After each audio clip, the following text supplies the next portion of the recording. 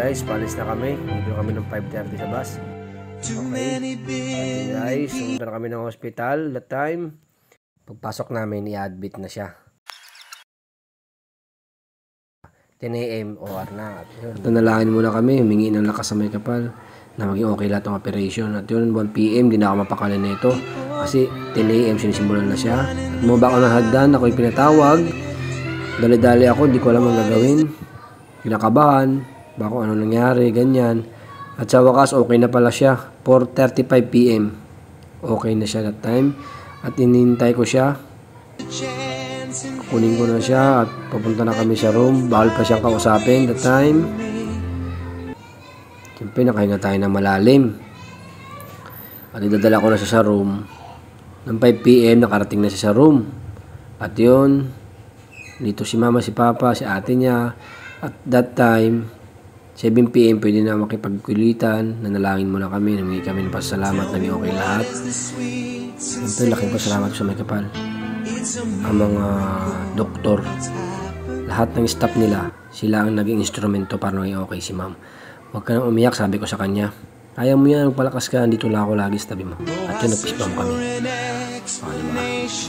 Masaya na siya the time. At yun, pinakain ko na siya, pinainom muna. At yun, tulog na kami. At yun, siyempre, pinapasaya ko siya para mabilis siya makarecover. Sabi ko, pag alis natin dito, pag uwi natin, magbabasketball tayo. O, diba? Masaya siya.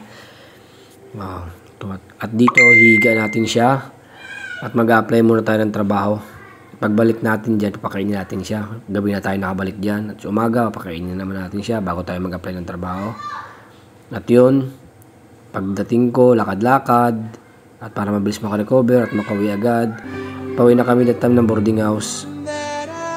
Siyempre, hindi naman tayo pwede lagi ng hospital, mahal ang gastos doon. Kaya sa boarding house na magpapalakas. At yun, dito na kami guys.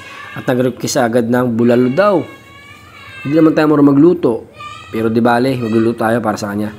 Tinanong ko lang sa kanya kung ano mga gagawin. Ganto, ganyan. Kahit di ako marunong magluto, napaluto ako nito. At yun guys, okay na siya. O, di ba? Ang saya niya, ang reaction niya, ibig sabihin goods. At siyempre, paliliguan na dapat natin siya. Laba, linis, luto, yan tunay na lalaki guys. O, di ba? Pagtapos natin laba, luluto, paliguan natin siya. Lakad-lakad kami dito guys para mabilis ako. At dito guys, pauwi na kami ng Mindoro. That time, sa aeroplano kami.